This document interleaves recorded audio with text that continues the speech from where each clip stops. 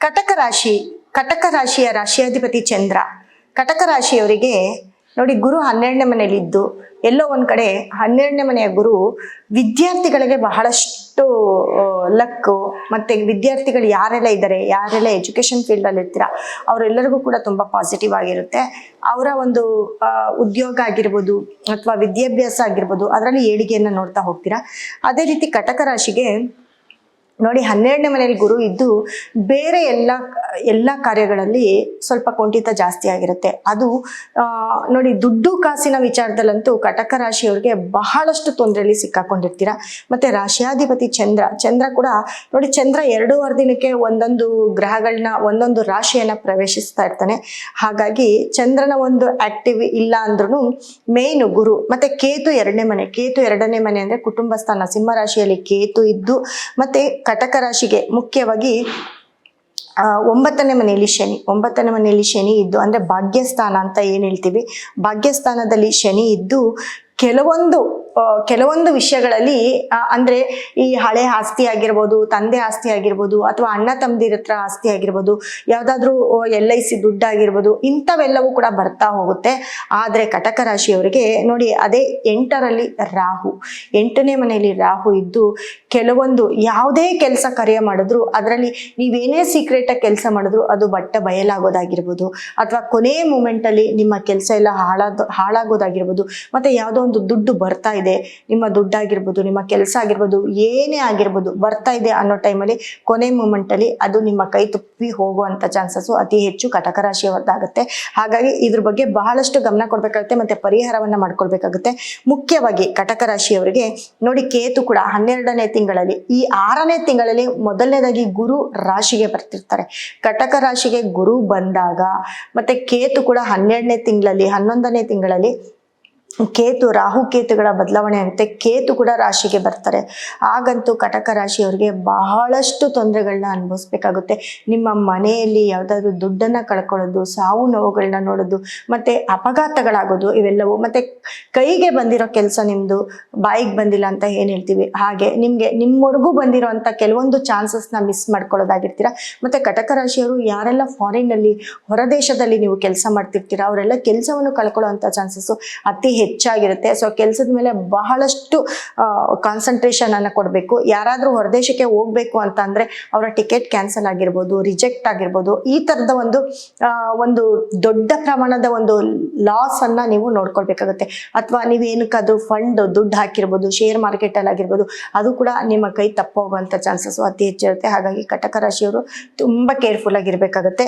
ಮತ್ತೆ ಮುಖ್ಯವಾಗಿ ಕಟಕ ರಾಶಿಯವರು ಏನಪ್ಪಾ ಅಂತಂದ್ರೆ, ನೀವು ನೋಡಿ, ಶಿವನ ಒಂದು ಟೆಂಪಲ್ನ ತುಂಬ ವಿಸಿಟ್ ಮಾಡಬೇಕಾಗುತ್ತೆ ಕಟಕ ರಾಶಿಯವರು. ಯಾಕಪ್ಪ ಅಂತಂದ್ರೆ ಹಾಲಿನ ಒಂದು ಅಭಿಷೇಕ. ಯಾಕಂದ್ರೆ ನಿಮ್ಮ ರಾಶಿಗೆ ಚಂದ್ರನೇ ರಾಶಿಯಾಧಿಪತಿ ಆಗಿರ್ತಾನೆ. ಸೊ ಚಂದ್ರನಿಗೆ ಅತಿ ಹೆಚ್ಚು ಪ್ರೀತಿ ಪಾತ್ರರಾದಂತಹ ಶಿವನನ್ನ ನೀವು ಆರಾಧಿಸ್ಬೇಕಾಗುತ್ತೆ. ಮತ್ತೆ ಕಟಕ ರಾಶಿಯವರಿಗೆ ರಾಹು ಕೂಡ 8ನೇ ಮನೆಯಲ್ಲಿದ್ದು, ಮತ್ತೆ ರಾಹು ಎಲ್ಲೋ ಒಂದ್ ಕಡೆ ಸಪ್ತಮಕ್ಕೆ ಬರ್ತಾನೆ. ರಾಹು ಕೇತುಗಳ ಒಂದು ಸಂಗಮವು ಆಗ್ತಾ ಹೋಗುತ್ತೆ ಈ 12ನೇ ತಿಂಗಳ ನಂತರ. ಸಪ್ತಮಕ್ಕೆ ರಾಹು ಬಂದಾಗ ಹಾಗೂ ಕೂಡ ನಿಮ್ಮ ಮನೆಯಲ್ಲಿ ಗಂಡ ಹೆಂಡತಿ ಸಮಸ್ಯೆ, ಮ್ಯಾರೇಜ್ ಡಿಸ್ಟರ್ಬ್ ಆಗೋದು, ಮತ್ತೆ ಯಾರನ್ನಾದ್ರೂ ನೀವು ತುಂಬಾ ಇಷ್ಟಪಟ್ಟಿದ್ರೆ ಅವರು ಕೂಡ ನಿಮ್ಮ ಕೈ ಬಿಟ್ಟು ಹೋಗುವಂಥದ್ದು, ಮಿಸ್ಅಂಡರ್ಸ್ಟ್ಯಾಂಡಿಂಗ್ ಆಗುವಂಥದ್ದು, ಮತ್ತೆ ನಿಮ್ಮ ಪಾರ್ಟ್ನರ್ಶಿಪ್ ಅಲ್ಲಿ ಯಾರಾದ್ರೂ ಕೆಲಸ ಮಾಡ್ತಿದ್ರೆ ಅವರಿಂದ ಕೂಡ ಏನಾದ್ರೂ ತೊಂದರೆಗಳು, ಲಾಸ್ ಅನ್ನ ಅನುಭವಿಸೋದು, ಇವೆಲ್ಲವೂ ಕಟಕ ರಾಶಿಗಾಗುತ್ತೆ. ಹಾಗಾಗಿ ಕಟಕ ರಾಶಿಯವರು ತುಂಬಾ ಕೇರ್ಫುಲ್ ಆಗಿರ್ಬೇಕಾಗುತ್ತೆ. ಮತ್ತೆ ಶುಕ್ರ, ಯಾಕಂದ್ರೆ 11ನೇ ಮನೆ ಶುಕ್ರನಿಂದ ಅತಿ ಹೆಚ್ಚು ಲಾಭವನ್ನ ಪಡಿಬಹುದು ಕಟಕ ರಾಶಿಯವರು. ಹಾಗಾಗಿ ಶುಕ್ರನನ್ನ ಅತಿ ಹೆಚ್ಚು ಆರಾಧಿಸ್ಬೇಕಾಗುತ್ತೆ. ಶುಕ್ರನ ಒಂದು ಗ್ರಹ, ಶುಕ್ರನಿಗೆ ಸಂಬಂಧಪಟ್ಟಂತ ಕ್ರಿಸ್ಟಲ್ ಬ್ರೇಸ್ಲೆಟ್ ನ ಯೂಸ್ ಮಾಡಿದ್ರೆ ಕಟಕ ರಾಶಿಯವರಿಗೆ ಬಹಳಷ್ಟು ಪಾಸಿಟಿವ್ ಕೊಡ್ತಾ ಹೋಗುತ್ತೆ. ಮತ್ತೆ ಗುರು ಬದಲಾವಣೆ, ಮತ್ತೆ 11ನೇ ತಿಂಗಳ ನಂತರ ಗುರು ಕೂಡ ಸಿಂಹ ರಾಶಿಗೆ ಅಂದ್ರೆ ಧನಸ್ಥಾನಕ್ಕೆ ಬರೋದ್ರಿಂದ ಕಟಕ ರಾಶಿಯವರು ಗುರುವಿಗೆ ಸಂಬಂಧಪಟ್ಟಂತಹ ಒಂದು ಬ್ರೇಸ್ಲೆಟ್ ಆಗಿರ್ಬೋದು, ಒಂದು ಕ್ರಿಸ್ಟಲ್ ಆಗಿರ್ಬೋದು, ಗುರುವಿಗೆ ಸಂಬಂಧಪಟ್ಟಂತ ಒಂದು ಸ್ಟೋನ್ ಅನ್ನ ನಿಮ್ಮ ಮನೆಯಲ್ಲಿ ತಗೊಂಡೋಗಿ ಇಟ್ಕೊಂಡಾಗ ಖಂಡಿತ ಕಟಕ ರಾಶಿಯವರು ಏನೆಲ್ಲ ಪ್ರಾಬ್ಲಮ್ನಲ್ಲಿ ಇದ್ದೀರಿ, ಏನೆಲ್ಲ ಬಹಳಷ್ಟು ಸಂಕಷ್ಟಕ್ಕೆ ಸಿಲುಕಿದ್ದೀರಿ, ಅದರಿಂದ ಹೊರಗಡೆ ಬರ್ತೀರಾ. ಮತ್ತೆ ಕಟಕ ರಾಶಿಯವರ ಮನೆಯಲ್ಲಿ ನಿಮ್ಮ ಮಕ್ಕಳಿಂದ ನಿಮ್ಗೆ ತುಂಬಾನೇ ಪಾಸಿಟಿವ್ ಆಗುತ್ತೆ. ಪಾಸಿಟಿವ್ ಅಂದ್ರೆ ಮಕ್ಕಳು ಏನೋ ಅಚೀವ್ಮೆಂಟ್ ಮಾಡೋದು, ಮಕ್ಕಳಿಂದ ಎಲ್ಲೋ ಒಂದ್ ಕಡೆ ಗೌರವ ಹೆಚ್ಚಾಗೋದು, ಮಕ್ಕಳಿಂದ ನಿಮ್ಮ ಹೆಸರನ್ನು ಹೇಳೋದು, ಇಂಥವರ ತಂದೆ ತಾಯಿ ಅಂತ ಹೇಳೋದು, ಈ ರೀತಿ ಒಂದು ಅಪ್ರಿಶಿಯೇಟ್ ಒಂದು ಇದನ್ನ ಎಲ್ಲ ನೀವು ಮಕ್ಕಳಿಂದ ನೀವು ಎಕ್ಸ್ಪೆಕ್ಟ್ ಮಾಡ್ತೀರಿ. ಅದು ಕೂಡ ನಡೆಯುತ್ತೆ ನಿಮ್ಮ ಲೈಫಲ್ಲಿ ಅಂತ ಹೇಳ್ಬೋದು. ಮಕ್ಕಳಿಗೆ ಒಳ್ಳೆ ಕೆಲಸದಲ್ಲಿ ಗೌರವವನ್ನು ಕೊಡೋದು, ಇಲ್ಲ ಯಾವ್ದಾದ್ರು ಒಂದು ಪದವಿ ಬರೋದು, ಇವೆಲ್ಲವೂ ಕೂಡ ಕಟಕ ರಾಶಿಯವರ ಒಂದು ಮನೆಯಲ್ಲಿ ನಡೀತಾ ಹೋಗುತ್ತೆ. ಮತ್ತೆ ಕಟಕ ರಾಶಿಯವರು ಮುಖ್ಯವಾಗಿ ಏನಪ್ಪಾ ಅಂದ್ರೆ ಚಂದ್ರನಿಗೆ ಸಂಬಂಧಪಟ್ಟಂತ ಕೆಲವೊಂದು ಸ್ಟೋನು ಬ್ರೇಸ್ಲೆಟ್ನ ನಿಮ್ಮ ಮನೆಯಲ್ಲಿ ಇಟ್ಕೊಂಡಾಗ ನಿಮ್ಮ ಮನಸ್ಥಿತಿ ಎಲ್ಲೋ ಒಂದ್ ಕಡೆ, ನಿಮ್ಮ ಕುಗ್ಗಿರುವಂತ ಮನಸ್ಥಿತಿ ಕೂಡ ನಿಮ್ಗೆ ತುಂಬಾ ಚೆನ್ನಾಗಾಗತ್ತೆ. ಮತ್ತೆ ಶಿವನ ಟೆಂಪಲ್ಗೆ ಪ್ರತಿ ಸೋಮವಾರ ಕಟಕ ರಾಶಿಯವರು, ಅದರಲ್ಲೂ ನೋಡಿ ಸೋಮವಾರ ಹಾಲನ್ನ ಅಭಿಷೇಕಕ್ಕೆ ಕೊಟ್ರೆ ತುಂಬಾ ಒಳ್ಳೇದಾಗುತ್ತೆ ಕಟಕ ರಾಶಿಯವರಿಗೆ. ಅದೇ ರೀತಿ ಕಟಕ ರಾಶಿಯವರು ಮನೆಯಲ್ಲಿ ಅತಿ ಹೆಚ್ಚು ಅಕ್ಕಿಯಿಂದ ಮಾಡಿರ್ತಕ್ಕಂತಹ, ಅಕ್ಕಿ ಮತ್ತೆ ಬೆಲ್ಲ ಮತ್ತೆ ಹಾಲಿಂದ ಮಾಡಿರ್ತಕ್ಕಂತಹ ಯಾವುದಾದ್ರೂ ಒಂದು ನೈವೇದ್ಯವನ್ನ ಅತಿ ಹೆಚ್ಚು ನಿಮ್ಮ ಮನೆಯಲ್ಲಿ, ನಿಮ್ಮ ದೇವರ ಮನೆಯಲ್ಲಿ ದೇವರಿಗೆ ಪೂಜೆಗಿಟ್ಟು, ಮತ್ತೆ ಬಿಳಿ ಹೂವು, ತಾವರೆ ಹೂವು ಆಗಿರ್ಬೋದು, ಅಥವಾ ಸೇವಂತಿಗೆ ಆಗಿರ್ಬೋದು, ಬಿಳಿ ಬಣ್ಣದ ಜಾಜಿ ಮಲ್ಲಿಗೆ ಆಗಿರ್ಬೋದು, ಮಲ್ಲಿಗೆ ಹೂವು ಆಗಿರ್ಬೋದು, ಇದರಿಂದ ನಿಮ್ಮ ಮನೆಯ ದೇವರಿಗೆ, ಮತ್ತೆ ತುಂಬೆ ಹೂವನ್ನ ಅತಿ ಹೆಚ್ಚು ನಿಮ್ಮ ಮನೆಯಲ್ಲಿ ಯೂಸ್ ಮಾಡಿದ್ರೆ ಖಂಡಿತ ನಿಮಗೆ ಅದೃಷ್ಟ ಬರುತ್ತೆ. ಕಲರ್ ಅಂತ ಬಂದಾಗ ನೋಡಿ, ಬಿಳಿ ಬಣ್ಣ ಅತಿ ಹೆಚ್ಚು ಯೂಸ್ ಮಾಡಿ. ಅದೇ ರೀತಿ ನೀಲಿ ಬಣ್ಣವನ್ನು ಕೂಡ ನೀವು ಯೂಸ್ ಮಾಡಿದ್ರೆ ಖಂಡಿತ ನಿಮ್ಗೆ ಒಳ್ಳೇದಾಗುತ್ತೆ.